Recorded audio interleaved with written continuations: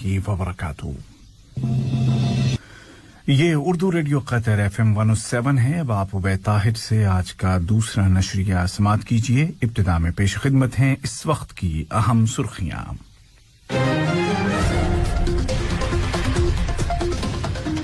Qatar ने Israel से मुतालबा किया है कि वो international atomic energy agency IAEA के साथ ताउन करे और तफ्तीशकारों के लिए एटमी रिएक्टर्स के दरवाजे खोल दे।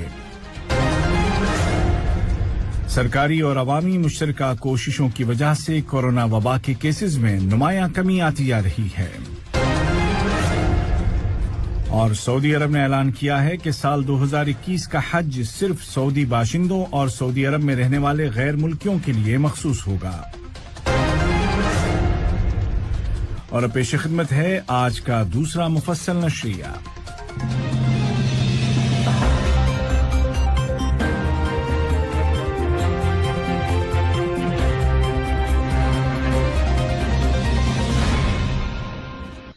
बिस्मिल्लाहिर्रहमानिर्रहीम। साहिब सुमुव अमीर शेख तमीम बिन हमद आल थानी ने रूस के सदर जनाब व्लादिमीर पुतिन और फिलिपाइन के सदर जनाब रोड्रिगो रुआदिर्ती को उनके मुल्कों के कौमी दिन के मौके पर मुबारकबाद के बरकी पैगामात इरसाल किए। नायब अमीर शेख अब्दुल्ला बिन हमद आल थानी ने भी इसी मुनासिबत से दोनों मुल्कों के सदूर को मुबारकबाद के तार रवाना किए हैं। वजीर आज़म और वजीर दाखिला शेख खालिद बिन खलीफा बिन अब्दुल अजीज आल थानी ने फिलिपाइन के सदर जनाब रोड्रिगो रुआदिर्ती और रूस के वजीर आज़म जनाब मिखाइल मिशुस्तिन को मुबारकबाद के बरकी पैगामात इरसाल किए हैं। कतर ने इसराइल की एटमी सलाहियतों के खिलाफ अपने मौक़िफ़ का खुलकर इजहार किया है। कतर ने मुतालबा किया है कि इसराइल आलमी एटमी इदारे के साथ इस हवाले से ताउन करे और अपने एटमी रिएक्टर्स के दरवाजे बैनुल अक़वामी तफ्तीशकारों के लिए खोल दे। ऑस्ट्रिया में कतर के सफीर और वियना में मौजूद UNO और दीगर आलमी तंजीमों के लिए कतर के मुस्तकिल नुमाइंदे जनाब सुल्तान बिन सालिमीन अल मंसूरी ने वियना में एटमी एजेंसी के बोर्ड ऑफ गवर्नर्स के सामने इसराइल की एटमी सलाहियतों के बारे में होने वाले सेशन के दौरान कतर के इस मौक़िफ़ का इजहार किया।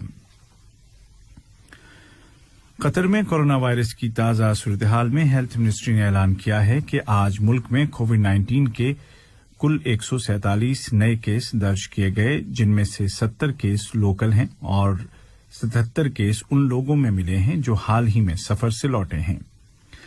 वजारत ने बताया कि इस दौरान 2 अफराद जिंदगी की जंग हार गए, जबकि 215 कन्फर्म पेशेंट्स इस वबा से रिकवर हो गए हैं। वाज़ेह है कि कतर में सरकारी और अवामी कोशिशों की बिना पर ही वबा पर कंट्रोल मुमकिन हो सका है और इसमें अहम किरदार एहतियाती तदाबीर की पाबंदी और वैक्सीनेशन प्रोग्राम का है, क्योंकि एहतियाती तदाबीर की पाबंदी और वैक्सीन लेना ही सोसाइटी को इस बीमारी से बचाने का वाहिद और कामयाब रास्ता है। सऊदी अरब की वजारत हज और उम्रा ने ऐलान किया है कि साल 2021 का हज सिर्फ सऊदी शहरियों और सऊदी अरब में रहने वाले गैर मुल्कियों के लिए मखसूस होगा और सिर्फ इन 2 कैटेगरीज में शामिल अफराद ही रजिस्ट्रेशन कर सकेंगे।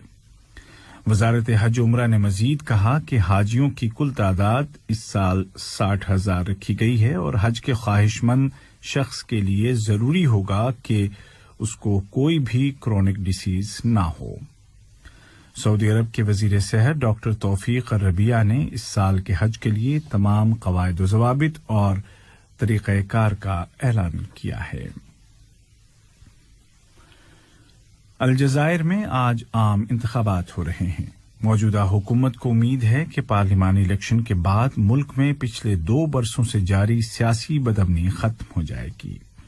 अलजज़ायर के सदर जनाब अब्दुल मजीद तब्बून ने कहा कि उनके लिए इस क़ब्ल वक्त इलेक्शन में शिरकत के रेशो से ज्यादा अहम बात यह है कि इलेक्शन के नतीजे में सामने आने वाले चेहरे काबिल एतबार हों।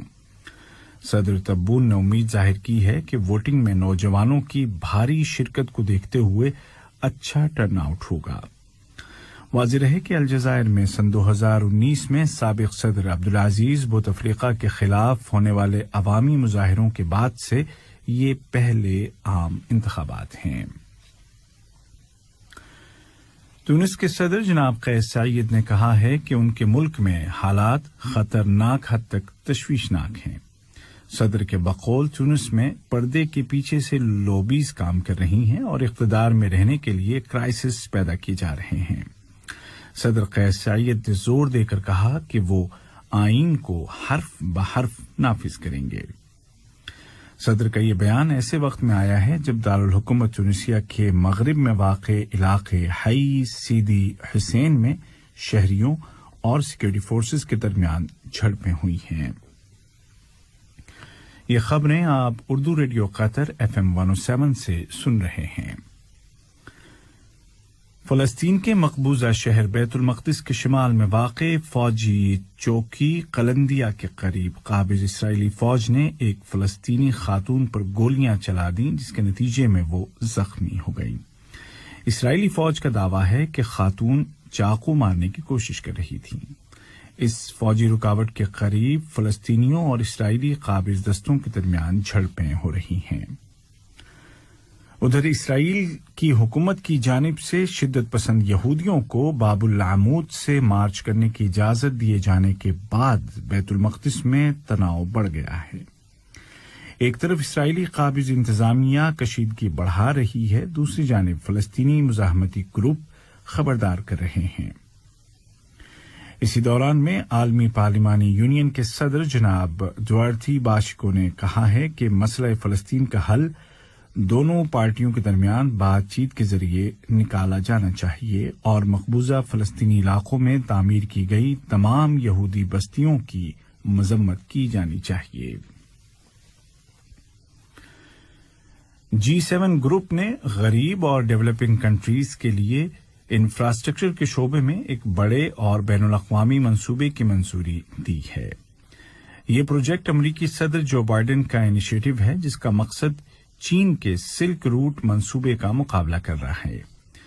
اس منصوبے کے ذریعے کووڈ-19 کے اثرات سے نکلنے اور دوبارہ اٹھ کھڑے ہونے کے لیے ان ملکوں کی مدد کی جائے گی اور خاص طور پر ماحولیات یعنی انوائرمنٹ، ہیلتھ، ڈیجیٹل سیکٹر اور سماجی عدم برابری پر توجہ دی جائے گی۔ روس اور امریکہ کے صدور کے درمیان آئندہ بدھ کو سربراہ ملاقات ہو رہی ہے۔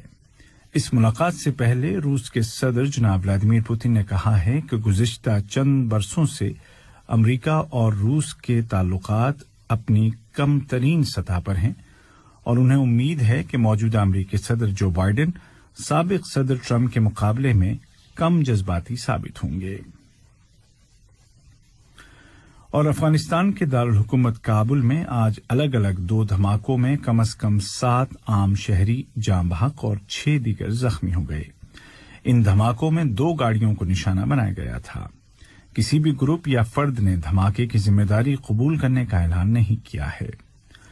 ادھر ملک کے مغرب سے آنے والی خبروں کے مطابق طالبان جنگجوؤں نے سرکاری فورسز کے ساتھ لڑائی کے بعد 2 علاقوں پر قبضہ کر لیا ہے۔ تحریک طالبان نے ایک بار پھر یہ مطالبہ دہرایا ہے کہ 11 ستمبر کی مقررہ آخری تاریخ تک تمام غیر ملکی فوجی افغانستان سے نکل جائیں اور افغانستان کی سرزمین کا ایک ایک چپا افغانستانیوں کے ماتحت ہو۔ آج کا دوسرا نشریہ ختم ہونے سے قبل اس وقت کی اہم سرخیاں ایک مرتبہ پھر سن لیجیے۔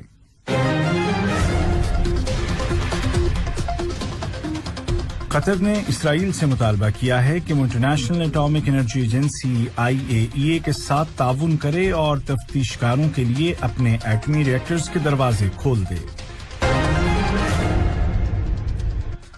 قطر میں سرکاری اور عوامی مشترکہ کوششوں کی وجہ سے کورونا وبا کے کیسز میں نمایاں کمی آتی جا رہی ہے۔